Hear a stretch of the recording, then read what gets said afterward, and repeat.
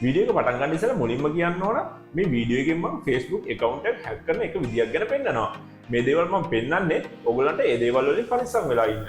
මම අද මේ පෙන්නන දේවල් තවත් කෙනෙක් අපහසුතාවයට පත් කරන්නවත් කාටවත් ප්‍රශ්නයක් ඇති කරන්නවත් පාවිච්චි කරන්න එපයි කියලා කාර්මිකව මම ඉල්ලනවා.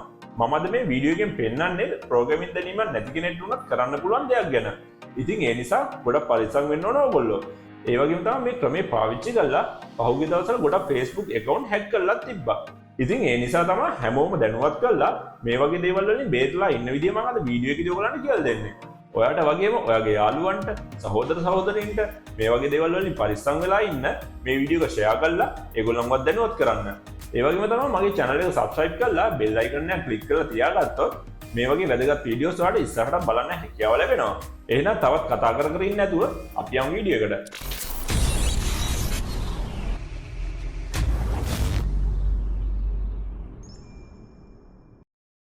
ඔයාගේ Facebook එකට දීලා තියෙන ඊමේල් එක හරි ෆෝන් නම්බර් එක හරි හැකර් කෙනෙක් මොනම විදිහකින් හරි හොයාගත්තොත් ඔයාගේ account එක hack කරන්න පුළුවන් වෙයිද? ඔයා මොකද හිතන්නේ? ඔයාගේ නොසිරිකිලිමත්කම හරි නොදැනුවත්කම හරි නැත්නම් වෙන දෙයක් හරි පාවිච්චි කරලා හැකර් කෙනෙක්ට පුළුවන් ඔයාගේ ෆෝන් නම්බර් එක හරි ඊමේල් එක හරි තිබ්බොත් ඔයාගේ account එක hack කරන්න. කොහොමද කියලා අහන්න එපා. ඒක එහෙම තමයි. නෑ මේ වීඩියෝ එකේ ඔයගලන්ට මේ හැම දෙයක් ගැනම කියලා දෙනවා. මේ වගේ දේවල් වලින් පරිස්සම් වෙලා ඉන්න. හිතන්නකෝ ඔයාගේ හොඳම යාළුවගේ මැසේජ් එකක් ආවොත් මගේ Facebook account එකේ password එක reset කරන code එක මට එන්නේ නැහැ. ඒක ඔයාට එවන්නම්. આવොත් මට ඒක එවන්න කියලා ඔයා මොකද කරන්නේ? ඔයා මේ ගැන දැනුවත් නැත්නම් දෙපාරක් හිතන්න නැතුව ඔයාගේ යාළුවෝ විශ්වාස කරලා මේ code එක ඔයා යවනව නේද? එහෙම නැත්නම් තව විදියක් තියෙනවා මේ code එක ඔයාගෙන් අරගන්න. ඒ තමයි Facebook එකේ ඔන්ලයින් බඩු විකුණන විදිහට ඉඳලා මොන හරි අයිටම් ටිකක් විකුණන්න දාලා ඒව ගන්න එන පුද්ගලයින්ගේ ඊමේල් එක ෆෝන් නම්බර් එක ඉල්ලයි විස්තර එවන්න කියලා. ඊට පස්සේ ඩිස්කවුන්ට් දෙනවා කියලා හරි නැත්නම් වෙන මොන හරි බොරුවක් කියලා හරි ඔයාගේ ෆෝන් එකට කෝඩ් එකක් එයි ඒක අපේ එවන්න කියලා ඒ කෝඩ් එක ඉල්ලගන්න. එතනින් එහාට කතා කරන්න දෙයක් නැහැ. හැකර් ගාව ඔයාගේ ඊමේල් එක ෆෝන් නම්බර් එක පාස්වර්ඩ් එක චේන්ජ් කරන්න ඕන වෙරිෆිකේෂන් කෝඩ් එක මේ ඔක්කොම තියෙනවා. ඉතින් ඔය ටිකෙන් හැකර්ට පුළුවන් ඔයාගේ Facebook account එකේ password එක change කරලා ඔයාගේ account එකට log වෙන්න. හැකර් ඒකට log වුණාට පස්සේ ඒකේ තියෙන photos පාවිච්චි කරලා හරි නැත්නම් ඒකට වෙන වෙන දේවල් upload කරලා හරි ඔයා blackmail කරලා ඔයාගෙන් සල්ලි ගන්න එහෙම නැත්නම් බලෙන් වෙන වෙන දේවල් වලට පොළඹව ගන්න වගේ දේවල් කරන්න පුළුවන්. එහෙම නැත්නම් ඔයාගේ account එක පාවිච්චි කරලා ඔයාගේ යාළුවන්ගේ account hack කරන්න වගේ දේවල් කරන්න පුළුවන්. ඔයාලා news වලට හරි social media වලින් හරි පහුගිය දවස්වල දැකලා ඇති මම මේ කියපු ක්‍රම දෙක පාවිච්චි කරලා ගොඩක් Facebook account hack කරලා තිබ්බා. මම මේ කියපු ක්‍රමය ප්‍රෝග්‍රෑමින් දන්නේ නැති කෙනෙක්ට උනත් පහසුවෙන්ම කරන්න පුළුවන් ක්‍රමයක් නිසා මේ වගේ දේවල් බහුලව වෙන්න පුළුවන්. ඉතින් ඒ නිසා මේ වගේ දේවල් ගැන දැනුවත් වෙලා ඉන්න එක ගොඩක් හොඳයි. කලින් මම කියපු විදිහට password එක change කරගන්න එවන verification code එක ගෙන්න ගන්න ඉස්සෙල්ලා ඔයාගේ Facebook එකේ email එක හරි phone number එක හරි හොයාගන්න ඕනි වෙනවා.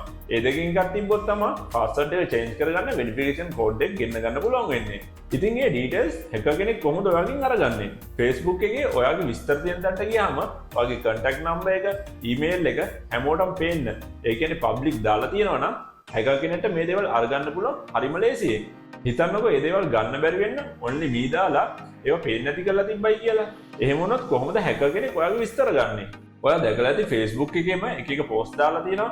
online job තියෙනවා, part time job තියෙනවා, එහෙම නැත්නම් එක එක බඩු විකුණන්න තියෙනවා කියලා. ඉතින් ඒ වගේ ඒවාට message කරාම ඒගොල්ලෝ ඒවා ගැන විස්තර කියන්න අපේ විස්තර ඉල්ල ගන්නවා. මෙන්න මේ වගේ tricks පාවිච්චි කරලා hackersලා අපේ විස්තර එකතු කරගන්නවා.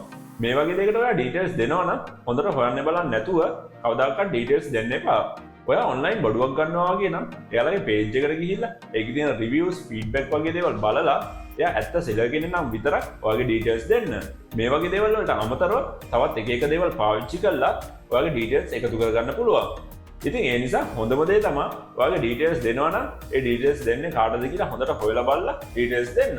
ඒ වගේ දේවල් වලට අමතරව මේ වගේ දේවල් වලින් බේරලා ඉන්න අපිට තව මොනවද කරන්න පුළුවන්? මුලින්ම කරන්න තියෙන්නේ Facebook එකේ ඔයාගේ contact information. ඒ කියන්නේ email එක, phone number එක වගේ හැමෝටම පේන්න දාලා තියෙනවා නම් ඒ දේවල් පේන්නේ නැති කරන්න. ඒ පේන එක අපිට විතරක් පේන්න හදාගන්න account එකේ CEO account information යන්න. ඒකේ පහළට යනකොට තියෙන contact info වල edit වලට ගිහිල්ලා phone numbers ඉස්සරහින් තියෙන drop down එකෙන් only me දාන්න. එතකොට ඒක අපිට විතරයි පේන්නේ. ඊට පස්සේ තව දේවල් ටිකක් තියෙනවා අපිට කරගන්න. ඊළඟට යන්න account එකේ settings වලට. ඒකේ පහළට යනකොට security යටතේ තියෙනවා security and login කියලා tab එකක්. අන්න ඒකට යන්න. ඒකට ගියාට පස්සේ එතන තියෙන two factor authentication යටතේ use two factor authentication කියලා option එක. ඒක turn on කරගන්න. එතනම උඩින් තියෙනවා where you are login කියලා option එක. එතන පැත්තෙන් ඔයාලට බලා ගන්න පුළුවන් see all කියලා tab එක. එතෙන්ට ගියම අපේ account එක log වෙලා තියෙන device ගැන, location ගැන, log වෙලා තියෙන browser එක ගැන විස්තරයක් තියෙනවා. එතනින් අපිට බලා ගන්න පුළුවන් අපේ account එකට අපි අරන්නේ වෙන කවුරුහරි log වෙලා තියෙනවා නම්.